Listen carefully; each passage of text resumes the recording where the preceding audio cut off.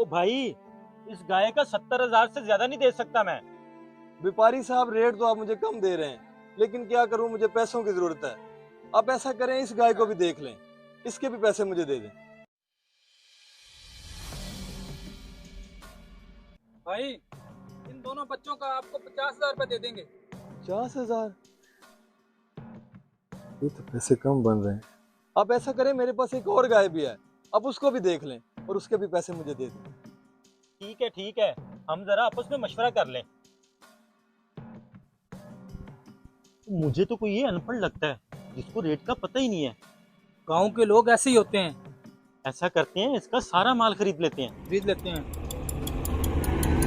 चाचा चाचा, साजिद भाई अपने सारे जानवर घाटे में बेच रहा है। क्या? हाँ, जल्दी चल मेरे साथ। ओ भाई, मैं इन 2 गाय और इन 2 बछड़ों का 2 लाख दूंगा तुम्हें।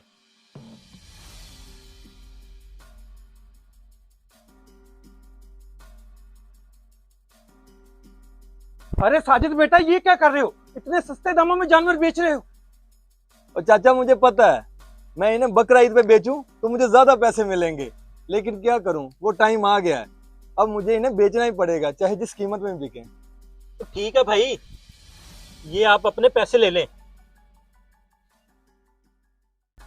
बेटा, मुझे ये तो बताओ, तुम किसके लिए जानवर बेच रहे हो?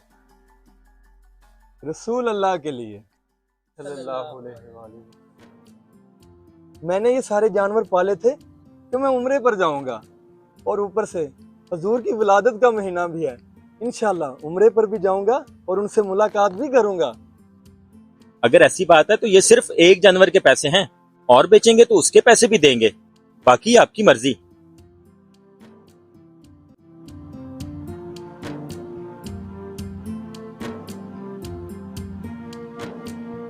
अगर आप भी आशिक रसूल हैं तो वीडियो को शेयर ज़रूर कीजिएगा।